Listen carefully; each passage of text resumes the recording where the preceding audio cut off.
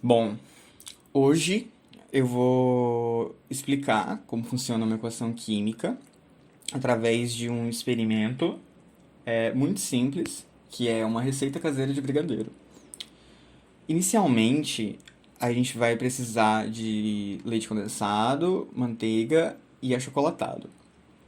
Esses vão ser os nossos reagentes, aquilo que vai se combinar para formar o produto final. Bom, toda reação química representa uma transformação na matéria. E isso inclui a produção de brigadeiro, assim como o ato de cozinhar várias outras coisas. A gente pode descrever essa transformação que vai ocorrer nos nossos ingredientes culinários por meio da linguagem química. A gente vai utilizar dos nomes e do estado físico das substâncias para construir a nossa reação. Para a gente fazer isso, é necessário prestar atenção em três coisas. E a primeira delas é o estado físico de cada substância. O estado físico ele vai ser representado entre parênteses na frente de cada substância. E a gente vai utilizar um S para sólido, um L para líquido e um G para gasoso. A segunda coisa que a gente tem que se ater é o índice, que é esse número pequenininho subscrito de baixo do lado direito. Esse número, esse índice, ele mostra a quantidade de cada elemento presente na molécula. E o coeficiente estequiométrico representa a proporção de partículas que tem que reagir entre si a fim de formar o produto. Dessa forma, para cada metano vai ser necessário o dobro de O2 para que a reação ocorra e essas substâncias se combinem, formando duas outras substâncias distintas que seriam a água e o CO2. Se a gente nos ater a esses detalhes, a gente consegue formar uma, uma equação para representar qualquer transformação, inclusive a do brigadeiro. Então, agrupando os reagentes do lado esquerdo e o produto do lado direito e seguindo esses detalhes que eu falei, a gente pode construir essa reação aqui e formar a equação do brigadeiro. Assim, a gente pode observar que o estado inicial do sistema apresenta as três substâncias de forma heterogênea. Ou seja, a gente consegue distinguir inicialmente aonde está o achocolatado, aonde está o leite condensado e aonde está a manteiga. Mas após uma breve agitação do sistema, uma breve mistura, a gente não consegue mais distinguir os reagentes um do outro. Ou seja, eles se uniram numa massa líquida homogênea. E assim, após um breve período de resfriamento, o brigadeiro ele vai finalmente ficar sólido e o produto final vai estar completamente formado. O problema é que como a gente está trabalhando com uma receita culinária, a gente não tem a fórmula exata das nossas substâncias. Além de que a gente até agora está trabalhando com unidades de medida que não são padrão, né? Latas e colheres. Só que a linguagem química ela é padronizada. Então a gente precisa de unidades de medida para quantificar a matéria de uma forma mais organizada. E como as reações químicas só podem ocorrer em nível de substância, as unidades que a gente vai usar vão ser o mol, a massa molar e o número de partícula. E olhando para nossa proporção da nossa reação, da nossa equação do brigadeiro, a proporção é de 5 para 1.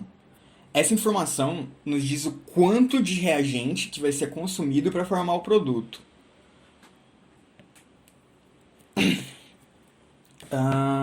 Como visto no vídeo, houve uma transformação da matéria. Ou seja, nada do que estava ali desapareceu ou foi para outro lugar. O que aconteceu foi só uma transformação. O que estava lá nos os ingredientes, os reagentes, eles apenas se reconfiguraram e se recombinaram e se transformaram. Nada foi perdido. Tudo foi transformado. E essa noção de conservação e permanência é importante para a gente entender que é necessário balancear a equação. Como nada se perde, tudo se transforma, o que está no início tem que estar no final. O que está nos reagentes tem que estar nos produtos. Assim, a gente precisa balancear uma equação química. Para balancear uma equação química, você precisa se ater a dois detalhes que eu falei anteriormente, que são o índice e o coeficiente estequiométrico. Olhando os dois, a gente precisa fazer com que o mesmo número de átomos exista nos reagentes e nos produtos. Bom, a fim de ensinar isso, eu vou utilizar de uma outra reação, agora com elementos químicos e não ingredientes de cozinha. No caso, aqui vai ser a síntese da água. E a gente tem aqui dois hidrogênios e dois oxigênios que fazem uma molécula de água. Uma molécula de água tem dois hidrogênios e um oxigênio. Assim, nós não temos a mesma quantidade nos produtos e nos reagentes. Ou seja, a gente tem que balancear essa equação. A gente tem dois hidrogênios de um lado e dois hidrogênios de outro. Porém, na molécula de água só existe um oxigênio. Para que os dois oxigênios dos produtos fiquem em equilíbrio, é necessário que eu coloque um coeficiente estequiométrico 2 antes da molécula de água. Assim, no final, eu tenho dois oxigênios nos produtos. E assim que você fizer isso, você vai perceber que nos produtos, agora, como a gente tem um coeficiente estequiométrico 2 antes da molécula de água, a gente tem 4 hidrogênios em vez de 2. Assim, o que eu tenho que fazer? Eu tenho que ir nos produtos agora e adicionar um coeficiente estequiométrico 2 na molécula de hidrogênio. Assim, ficam 4 hidrogênios mais 2 oxigênios que formam duas moléculas de água. Agora sim, a nossa equação ela está balanceada. Em suma, quando estamos olhando para uma equação química, a gente olha para uma representação gráfica de uma reação. Logo, deve haver proporção constante e a massa vai ser conservada. Dessa forma, a gente pode interpretar a equação em termos de quantidade de matéria. A gente vai conseguir ler essa mesma equação da síntese da água de três maneiras diferentes. A primeira delas pelo número de mols, 2 mols de hidrogênio mais 1 mol de O2, formando 2 mols de H2O. A segunda forma pela massa molar, 2 vezes 2 gramas de hidrogênio mais uma vez 32 gramas de O2, que dão 2 vezes 36 gramas de H2O. E, por último, pelo número de partículas.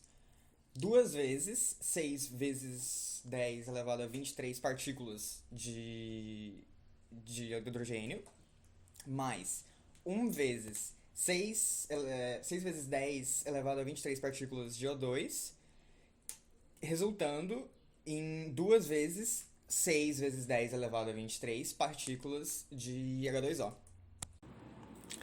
Essas interpretações se devem às leis de Lavoisier e Proust e ao fato de que toda reação ocorre ao nível de substância. Portanto, interpretar uma equação química só faz sentido se a gente pensar em grandes quantidades de partículas. Por isso, a importância da notação do estado físico.